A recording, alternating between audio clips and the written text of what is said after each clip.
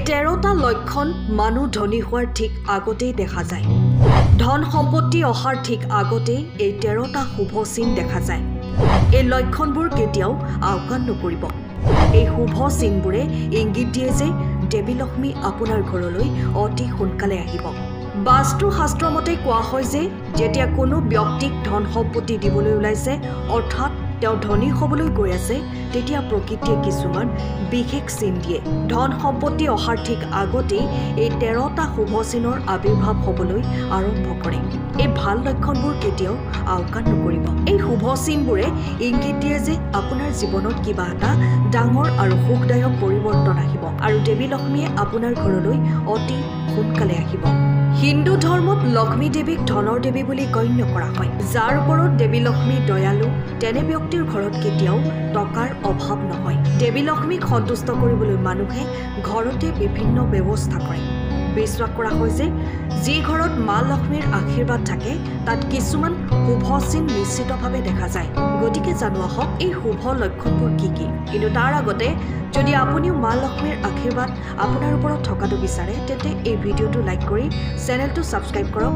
লগতে অনুগ্ৰহ কৰি কমেণ্ট বক্সত জয় মা লক্ষ্মী লিখক। যদি পুৰুষৰ সোঁহাত আৰু মহিলাৰ বাওঁ হাতত খজুৱতি হয় তেন্তে জ্যোতিষৰ মতে ইয়াক শুভ লক্ষণ বুলি গণ্য কৰা হয়। অৰ্থাৎ জীৱনৰ ধন সম্পৰ্কীয় সমস্যাবোৰ নোহোৱা হৈ যাব আৰু আৰ্থিক পৰিস্থিতি অধিক শক্তি হ'বলৈ গৈ আছে। ৰাতিপুৱা সাৰ পোৱাৰ লগে লগে যদি শংখৰ শব্দ শুনা যায় তেন্তে ইয়াক জীৱনত ভাল পৰিৱৰ্তন অহাৰ লক্ষণ বুলি গণ্য কৰা হয়। এই চিনটোৱে ইংগিত দিয়ে যে আপোনাৰ বেয়া সময়বোৰ এতিয়া ভাল সময়লৈ সলনি হ'ব। ইয়াৰ বাহিৰেও আপুনি জীৱনত কিছু ডাঙৰ কৃতিত্বও পাব পাৰে। যদি হঠাতে আপোনাৰ ঘৰত ক'লা পৰুৱাবোৰে শাৰী পাতি খোজকাঢ়ি যোৱা দেখা যায় আৰু সিহঁতে খাদ্য সামগ্ৰীবোৰ কঢ়িয়াই নিয়ে তেন্তে বুজিব যে দেৱী লক্ষ্মী আপোনাৰ ঘৰত প্ৰৱেশ কৰিছে। এইটো ঘৰত টকা আহিবলৈ ওলোৱাৰ লক্ষণ বুলিব পাৰে।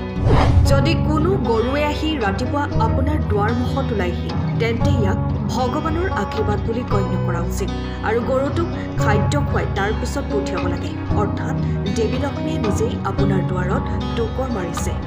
যদি আপোনাৰ ঘৰত থকা তুলসী গছবোৰ অতি ঘন আৰু সেউজীয়া হৈ পৰে তেন্তে বিশ্বাস কৰা উচিত যে সুখৰ লগতে ধন সম্পত্তি আৰু সমৃদ্ধিও অতি সোনকালে আপোনাৰ ঘৰলৈ আহিব।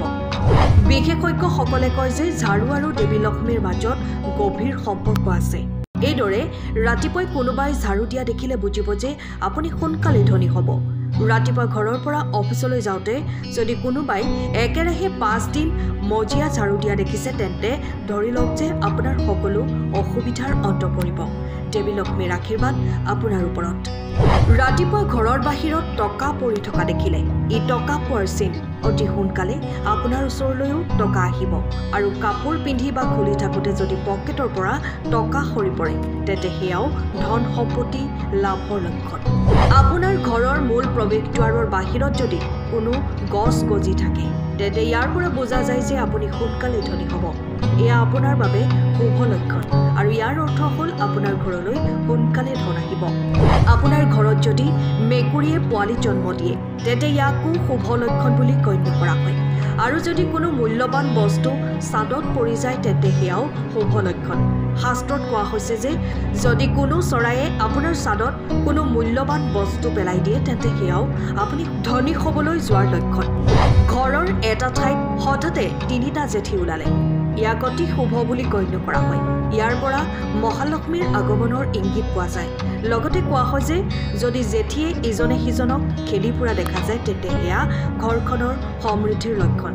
বিশেষকৈ দীপাৱলীৰ দিনা যদি তুলসী গছত জেঠী দেখা যায় তেন্তে ইয়াক অত্যন্ত শুভ বুলি গণ্য কৰা হয় আৰু ই অপৰিসীম ধন সম্পত্তিৰ সূচনা কৰে। মা লক্ষ্মীৰ বাহন যদি আপোনাৰ ঘৰৰ বাহিৰত বহুদিন দেখা যায় তেন্তে বিশ্বাস কৰক যে এতিয়া মহালক্ষ্মী আপোনাৰ ঘৰত উপস্থিত হ'বলৈ গৈ আছে। মা লক্ষ্মীয়ে নিশ্চিতভাৱে সেই ঠাইখনলৈ যায় আৰু অতি সোনকালে আপুনি অপৰিসীম ধন সম্পত্তি পায়। সপোনত হালধীয়া বা ৰঙা ফুল দেখা পালে ধন সম্পত্তি লাভৰ লক্ষণ বুলি গণ্য কৰা হয়। সপোনত মন্দিৰ দেখাটো মংগলৰ প্ৰতীক বুলি গণ্য কৰা হয়। এয়া ধন সম্পত্তিৰ লাভ আৰু আধ্যাত্মিক উন্নতিৰ লক্ষণ। সপোনত যদি কোনো মহিলাক ৰঙা শাৰী পিন্ধা দেখা যায় তেন্তে ইয়াক দেৱী লক্ষ্মীৰ চিন বুলি গণ্য কৰা হয়। সপোনত উচ্চতা বগাই যোৱাটো সফলতা আৰু প্ৰগতিৰ সূচক যদি আপুনি কোনো কামৰ বাবে ওলাই যায় আৰু বাটত কুকুৰ এটাই মুখত নিৰামিষ বস্তু বা ৰুটি লৈ ফুৰা দেখা যায় তেন্তে ই কোনো ঠাইৰ পৰা আৰ্থিক সুবিধা লাভ কৰিবলৈ যোৱাৰ লক্ষণ যেতিয়া মা লক্ষ্মীৰ আশীৰ্বাদ কাৰোবাৰ ওপৰত পৰে সেই ব্যক্তিজনে ব্ৰহ্ম মুহূৰ্তত সাৰ পাবলৈ আৰম্ভ কৰে তেওঁৰ দৈনন্দিন কাম কাজৰ উন্নতি হ'বলৈ আৰম্ভ কৰে আৰু লাহে লাহে সকলো অসুবিধাৰ অন্ত পৰিবলৈ আৰম্ভ কৰে শাস্ত্ৰটো কোৱা হৈছে যে ৰাতিপুৱা 3 বজাৰ পৰা 5 বজাৰ ভিতৰত যদি সাৰ পায় তেন্তে তাৰ অৰ্থ হ'ল আপোনাৰ জীৱনৰ পৰা দুখৰ ডাৱৰ এতিয়া নোহোৱা হৈ গৈছে আৰু মহালক্ষ্মীৰ আশীৰ্বাদ আপোনাৰ পৰিয়ালক প্ৰদান কৰিবলৈ আৰম্ভ কৰিছে ভিডিঅ'টো ভাল লাগিলে লাইক কমেণ্ট আৰু চেনেলটো সাবস্ক্ৰাইব কৰি দিবলৈ নাপাহৰিব ধন্যবাদ